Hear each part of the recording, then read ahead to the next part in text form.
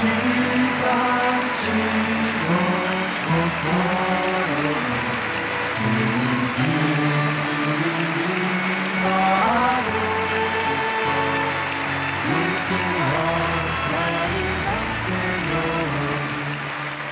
eu la grâce de faire l'expérience d'une rencontre personnelle avec le Seigneur. Man pasisekė, kad asmeniškai pažinau Viešpatį.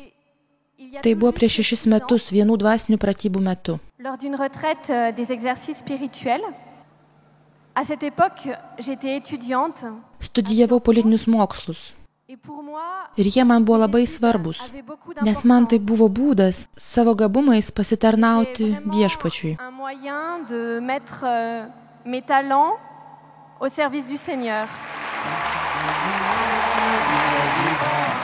Blondin yra viena iš 8000 Švento Ignaco Lojolos šeimos narių susirinkusių Lurde šią rugpjūčio savaitę. Švęsdami Švento Ignaco Lojolos 450-asias mirties metines, mes taip pat švenčiame ir 3 brolius Viešpatyje – Ignacą Lojolą, Pranciškų Ksaverą ir Pierą Fabrą, jėzuitų bendruomenės įkūrėjus.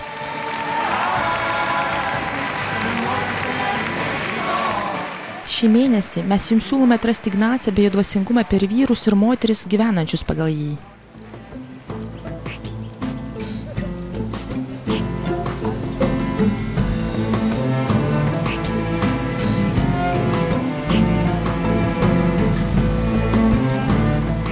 Ignacas – žmogus, kuris tikrai sutiko Dievą, patyrė Dievą, gyvąjį Dievą. Tai žmogus, kuris maldoje, peržvelgdamas savo gyvenimą, atpažino Dievo valią. Jis suprato, kaip yra svarbu priimti sprendimus bei veikti čia ir dabar.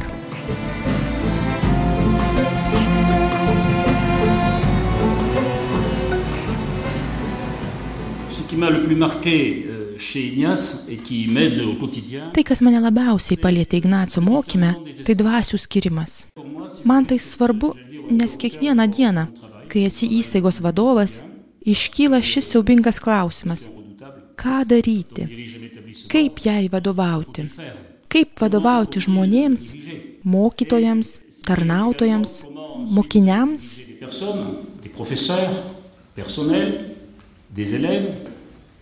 Et ce qui m'aide dans la démarche ignatienne, c'est effectivement cette attention. Aš manau, kad man padeda šis ignaciškas priėjimo prie problemos būdas. Situacija yra analizuojama visiems prieinamų būdų. Et essayer donc à travers cette analyse de situation que tout le monde peut faire, mais comment puis-je... Kaip atpažinti ženklus, kuriuos man gali siųsti Dievas ir kurie man patvirtintų, jog esu ištikimas savo misijai. Kaip padėti kitam jo gyvenimo planuose, atskirti ženklus, per kuriuos Dievas gali jam kalbėti.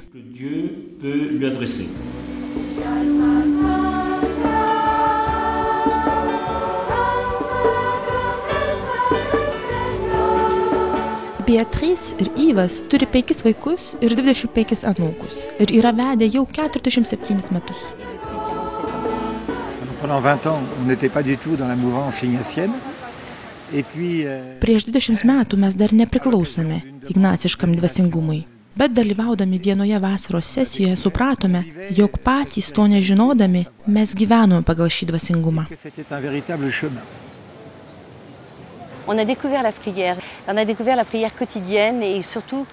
Mes atradome kasdienę maldą, o maldoje atradome asmenį. Nuo tada malda ir evangelija mums tapo susitikimo vieta. Et l'évangile est devenu le lieu de la rencontre. Il y a autre chose qu'on a vraiment découvert, c'est le pardon, la miséricorde. Taip pat mes iš tikrųjų pažinome Dievo atleidimą, gailestingumą. Mes patyrėme, kad esame labai riboti ir kad Jis mus priima tokius, kokie esame. Ir tai mus iš tikrųjų išlaisvino. Libéré, quoi.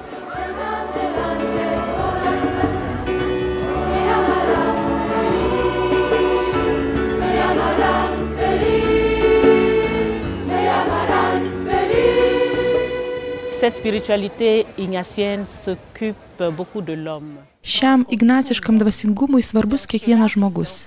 Tuo ignaciškas dvasingumas ir yra įdomus, kad galima darbuotis, kurti savo šalyje, kurti Afrikoje. Notre pays pour construire l'Afrique.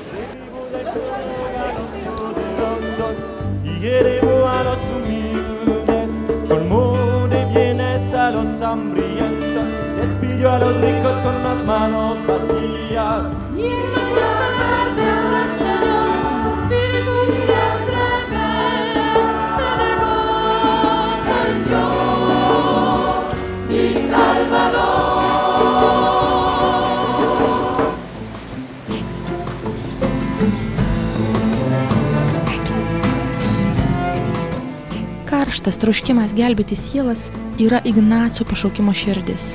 Kokiu būdu kiekvienam būtų galima paaiškinti, jog Dievą rasti galima labai paprastai ir kad ši patirtis, kai Dievą atrandame visur, tampa visą apimančia. Je crois que dans Sauver les âmes, il y a surtout cette passion. Man atrodo, kad tame gelbėti sielas slypi troškimas, jog visos sielos pažintų beprotišką Dievo meilę. Kaip nesiūlysi tokio Dievo, kuriuo mes gyvename? Dievas prakalba per mus, sakydamas, kad žmonija yra tikroji jo aistra ir kad ją myli. Šiandien regime nemažai dalykų, lyg ir verčiančių manyti, jog Dievas apleidžia žmonės, todėl svarbu yra tai priminti. Là, ce sont des choses importantes à rappeler.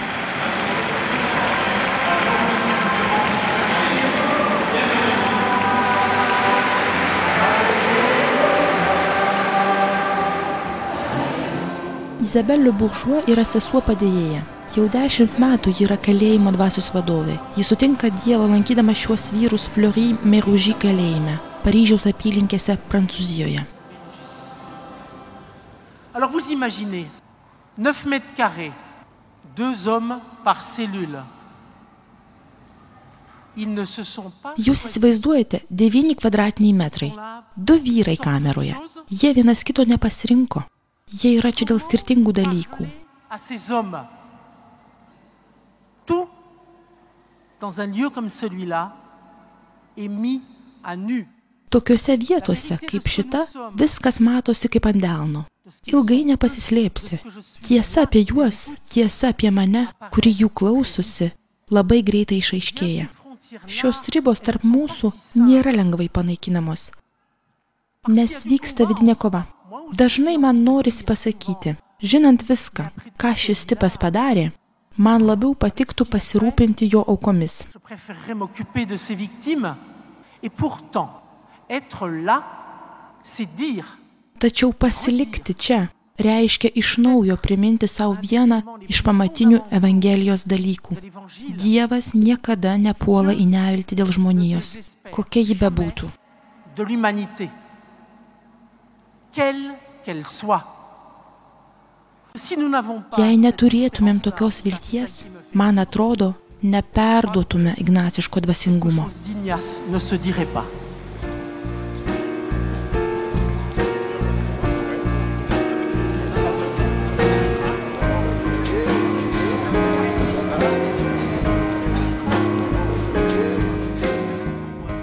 Jean Caron, vedęs 9 vaikų tėvas. Jis dėsto filosofiją baigiančiosios Centre Madeleine Danielou licėjaus klasėse, Paryžiaus apylinkėse Prancūzijoje. La pédagogie ignatienne, telle que je la sens et telle que je la vois vivre autour de moi, c'est une pédagogie... Manyčiau, kad ignaciška pedagogika, bent ta, kuria gyvename, tai pasitikėjimo pedagogika. Pasitikėjimas laiku. Turime susitaikyti su laiku bręsti. Laiku, kuris reikalauja kantrybės. Laiku, kuris kartais užima per daug laiko. Qui prend trop le temps. Quelque chose nous guette tous enseignants et peut-être plus particulièrement. Mes, dėstytojai, esame laukiami ten, kur daug skubos. Kur manoma, kad galima visko pasiekti tuoj pat. Kad dėstytojas turi viską padaryti tuoj pat. Jūs gerai žinote, jog pasitikėjimas laiku, kantrybė, reiškia pasitikėjimą kiekvienu atskiru žmogumi. Pas mus yra kartais iki 45 mokinių vienoje abitūros klasėje. Tai reiškia vienas padaugintas iš 45.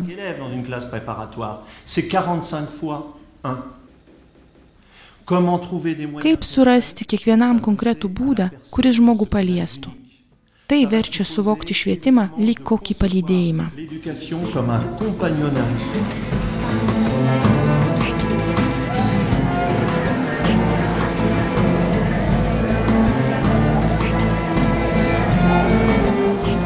Ignacas pasirinko gyventi taip kaip Jėzus, kaip nuolankus vargšas, o ne kažkaip kitaip.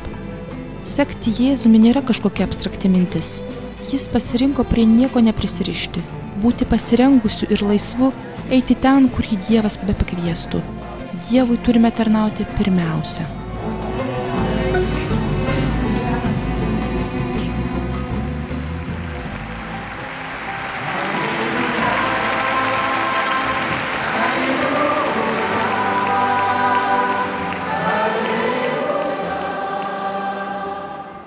Blondine ir Gergej Fejerdy vedė. Blondine yra prancūzė, o Gergej vengras. Jie yra Chemin Neuf bendruomenės nariai.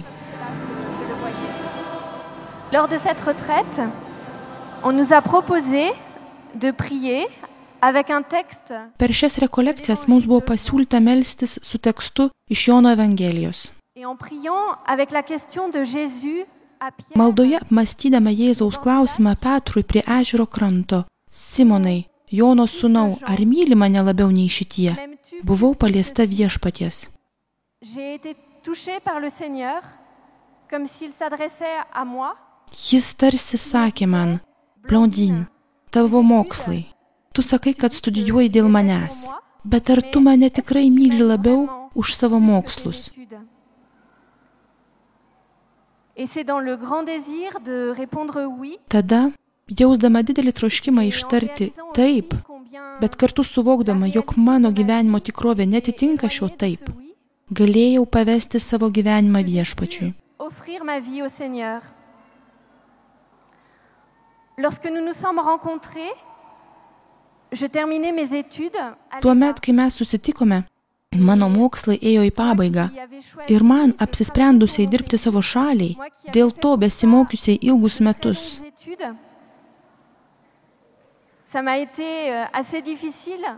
buvo gana sunku išgirsti, jog Gergej, kuris yra vengras, trokšta sugrįžti į savo šalį ir ten gyventi. Ir jeigu aš pasirinkčiau tekėti už Gergej, reiškia, kad būsiu priversta palikti savo šalį ir profesiją. Cela voulait dire que je pouvais être amenée à quitter mon pays et à quitter mon métier. Et c'est en priant à nouveau avec. Bet vėl, melsdamasi su šiuo man duotu žodžiu, vėl iš naujo išgirdau viešpatį manęs klausiantį: ar myli mane labiau už savo mokslus, labiau už savo specialybę? Ir galėjau gauti iš viešpaties reikalingą laisvę, kad ištarčiau taip Gergej ir pasirinkčiau šį man siūlomą gyvenimo kelią.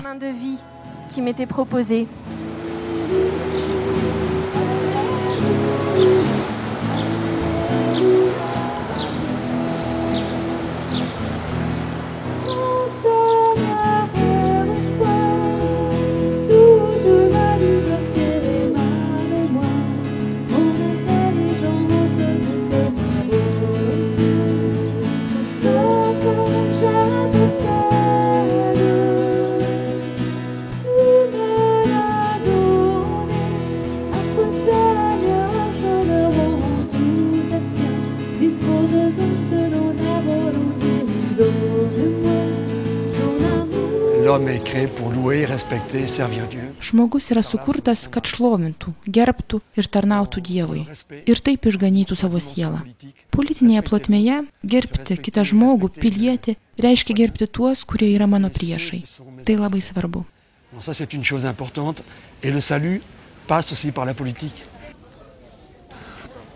O išganimas gali pasinaudoti ir politika. Troškimas, aistra sudaro dvasinių pratybų esmę.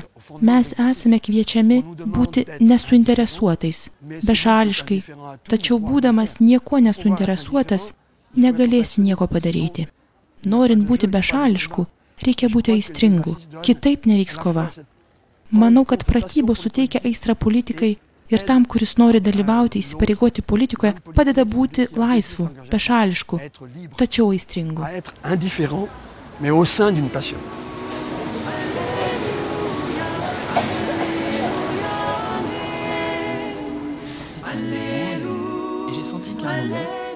Vincent Soulage yra vedęs 2 vaikų tėvas. Nuo 2001 jis yra Nantero esančio Paryžiaus pakraštyje ir turinčio 86 000 gyventojų bendrijos savivaldybės tarybos narys. Il a dit, je cite, pour Saint Ignace, l'engagement politique est l'entrée dans un chemin de croix. Dalyvavimas politikoje pagal Šventą Ignacą yra stojimas į kryžiaus kelią. Ir aš tai patyriau pats asmeniškai. 2002 metais Nantere vienas pamišėlis užpuolė su šautuvu savivaldybės tarybą. Tai buvo šventoji savaitė. Ir naktį iš antradienio į trečiadienį buvo nušauti 8 mūsų kolegos. Šventosios savaitės pabaiga man labai padėjo išsilaikyti. Didįjį penktadienį viešpaties įsikūnijimas man padėjo suprasti, koks yra mano dalyvavimo politikoje pagrindas. Tai tarsi kažkokia spiruoklė, stumianti mane eiti prie kitų žmonių, tų, kurie yra naikinami. Ypatingai gerai aš pamačiau skirtumą tarp tų, kurie tiki dangumi, ir tarp tų, kurie netiki. Norint pakilti iš visokių sunkumų, nusivylimų, pralaimėjimų, reikia sugebėti išlaikyti atstumą politikos atžvilgių, neprisirišti. O mes, krikščionys, žinodami, kad ne politika išgelbės pasaulį, galime išlaikyti tą atstumą. Ir jis yra mūsų politinių įsipareigojimo laisvė.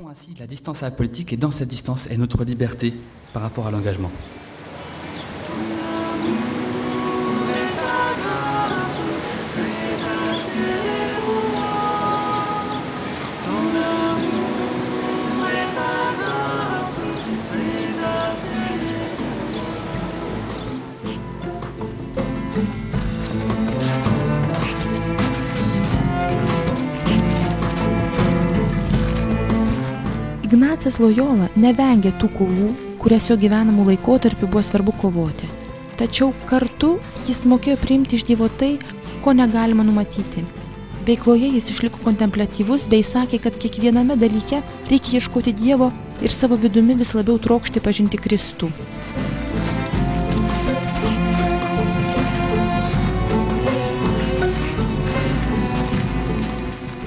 Contempler dans l'action, c'est apprendre à regarder ce monde avec un regard de Dieu. Kontempliuoti veikloje tai mokyti žvelgti į šį pasaulį Dievo žvilgsniu. Man atrodo, kad pasaulis mus verčia labiau pastebėti tai, kas yra negerai. Greitai sužinome apie visokias katastrofas. Ta mes sugebame. Arba pamatyti savyje tai, kas negerai. Irgi sugebame. Bet reikia sugebėti pamatyti kitų žmonių dovanas. Atpažinti savasias. Ir džiaugtis kitų dovanom, o ne pavydėti. Tai yra kontempliacija. Kitaip sakant, kontempliacija tai išmokti matyti taip, kaip Dievas mato ir šitai būti aktyviu, o ne pasyviu visuomenės dalyviu.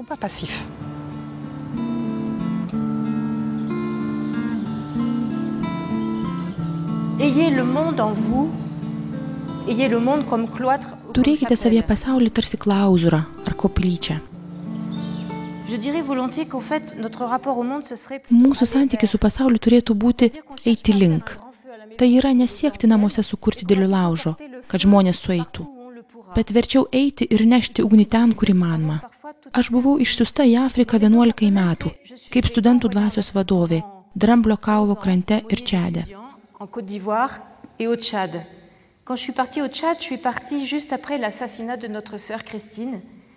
Et pour moi, ça a été un grand acte. Į Čadą aš išvykau iškart po vienos mūsų sesers Kristinos nužudymo. Man tai buvo reikšmingas susitaikymo aktas tarp to šalies ir mūsų bendruomenės, kuri buvo sužeista. Pagalvojau, juk negalime išvažiuoti iš šalies dėl vieno žmogžudžio. Negalime visko palikti. Tai buvo labai svarbus momentas – patirti šį susitaikymą. Mūsų misijose reikia stoti prieš šį smurto ir kančios pasaulį, nešant taiką ir susitaikymą.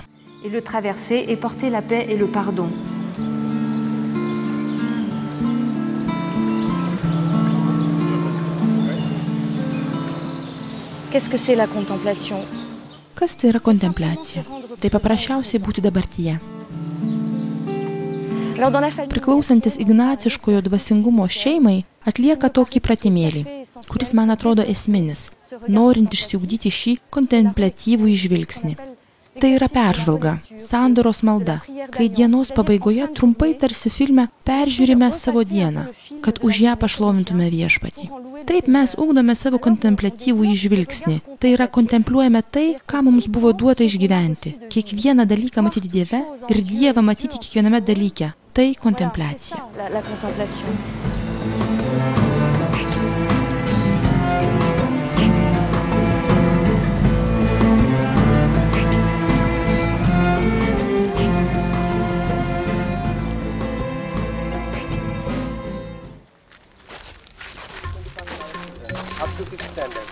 Yeah. Bone.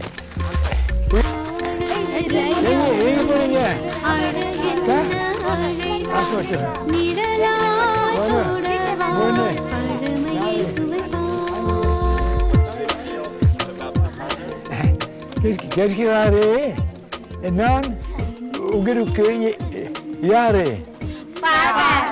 Father, je suis leur père. Aš joms esu tėvas. Jeigu paklausčiau jų, kas aš jums, esu jų tėvas. Taip aš ir jaučiuosi.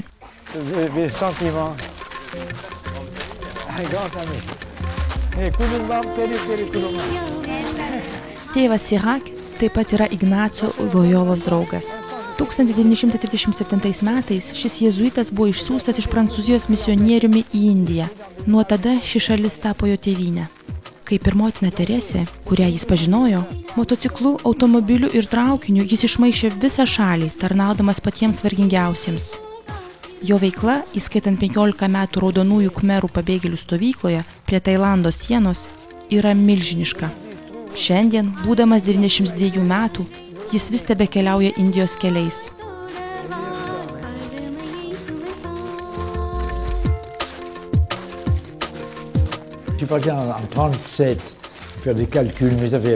Aš išvykau 37-aisiais, reiktų paskaičiuoti, bet maždaug prieš 69 metus. Pas mus namuose gyveno tėčio brolis, įstabus žmogus, kuris buvo misionierius Indijoje ir iš jos niekada nebesugrįžo. Po vidurinės mokyklos, užuot stojęs didžiuosius Paryžiaus universitetus, aš pasakiau tėčiui, kad verčiau aš važiuosiu pakeisti savo dėdės. Taip viskas prasidėjo.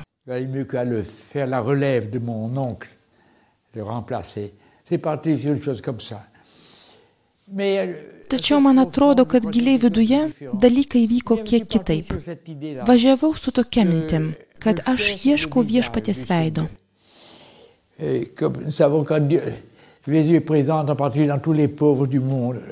Mes žinom, kad Jėzus yra visuose pasaulio vargšuose, kad jis yra visur. Tačiau svarbiausia, mes žinome, kad tai, ką padarėte jiems, man padarėte. Pagal tai mes būsime teisiami.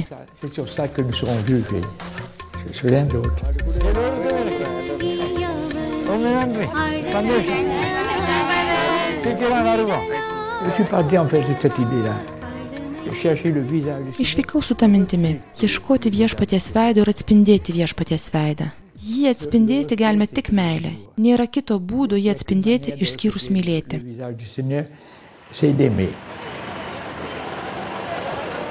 Au début, j'étais comme la plupart des missionnaires, ils pensaient à faire quelques conversions et tout comme ça. Maintenant, si les gens sont... Iš pradžių, kaip daugelis misionierių, aš maniau, kad atvirtinėsiu žmonės. Dabar, jei žmogus atranda viešpatį, aš džiaugiuosi, galėdamas jį pakrikštyti. Tačiau mano priimas yra kitoks. Tai daugiau gyvenimo drauge su jais liudijimas. Gyvenimas, dalyjantis tuo, ką jie išgyvena, dėl ko nerimauja, kuo džiaugiasi ir viliasi. Toks yra mano misionieriškas gyvenimas.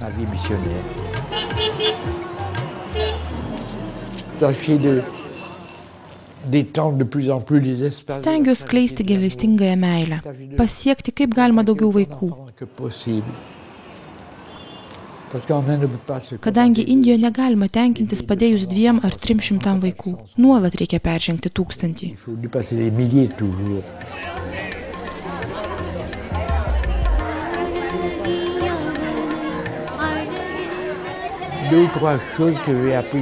Pasidalinsiu, ką sužinojau ir išmokau Indijoje. Pirmiausia, tai beturtystės didybė. Kaip tie žmonės didžiausiame neturte gali išlikti tokie orūs ir gražūs. Juose yra didysis Indijos grožis, o neturtinguosiuose.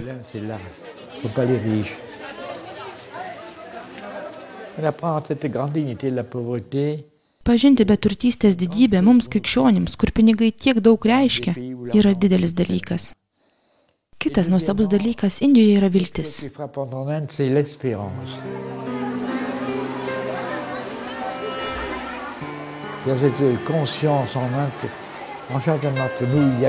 Indijoje suvokiama, kad kiekviename iš mūsų yra dieviškoji kibirkštėlė, kuri yra mūsų tvirtybė ir grožis. Ji vadinasi Atma. Tai man padarė didelį įspūdį. Ten kiekvienas savyje turi Dievą.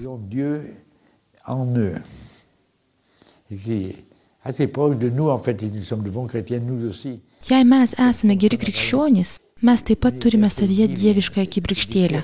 Tačiau tikriausiai nepakankamai sumokėme tai.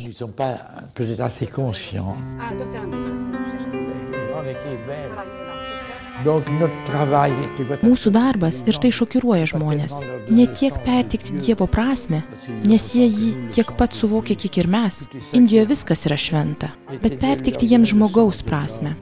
Viskas, ką padarėte patiems mažiausiems, man padarėte. Duonos gabalėlis, paduodamas mirštančiam iš bado, yra Dievui paduodamas.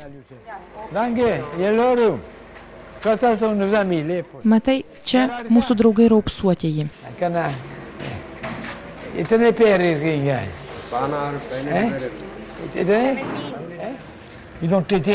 Visą gyvenimą jie buvo neliečiamieji. Niekas nenori prisiliesti prie raupsuotųjų. Jie neturi pėdų, neturi pirštų.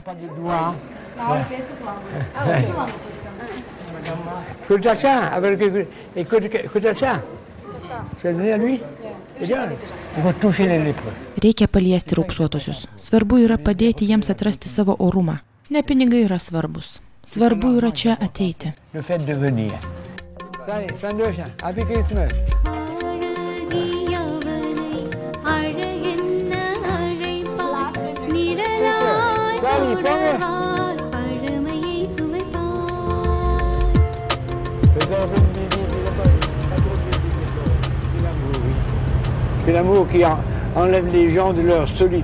Meilė ištraukia žmonės iš vienatvės, liūdesio ir nusiminimo.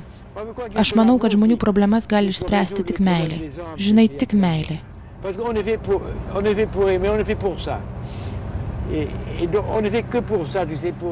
Nes mes esame sukurti, kad mylėtume. Tik tam esame sutverti.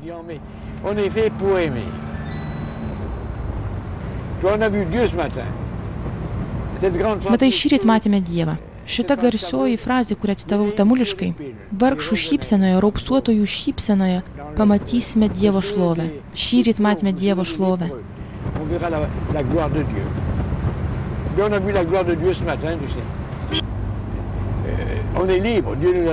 Mes laisvi. Dievas leidžia mums būti laisvais kaip Jis. Žmogaus didybė tai laisvė. Dievas mums suteikė laisvę, o mes turime tinkamai ją pasinaudoti. Aš labai gerai žinau vieną dalyką. Tai, kad Dievas mus myli. Aš niekada Dievo nemačiau. Aš nežinau, ar aš jį myliu, bet žinau, kad Jis mane myli. Aš tai žinau puikiai. Dievas mane myli. Aš niekada nebuvau supykęs ant Dievo, nes aš žinau, kad Jis mane beprotiškai myli. Dievas mus beprotiškai myli.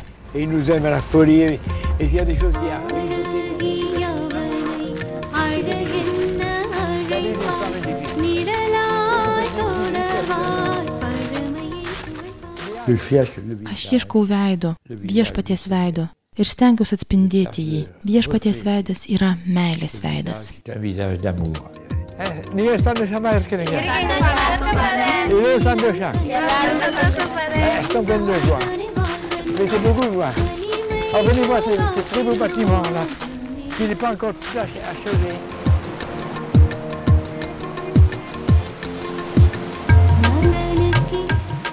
Dievo žodį šiam mėnesiui rasite Marko Evangelijos 1 skyriuje, 17 eilutėje.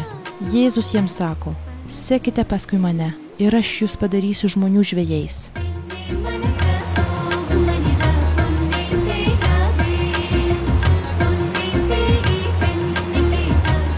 Šį mėnesį siūlome jums melstis už šią šalį, Indiją, kad vyrai ir moterys, sekdami tėvo Sirak pavyzdžių, platintų pasaulyje gailestingumą ir meilę.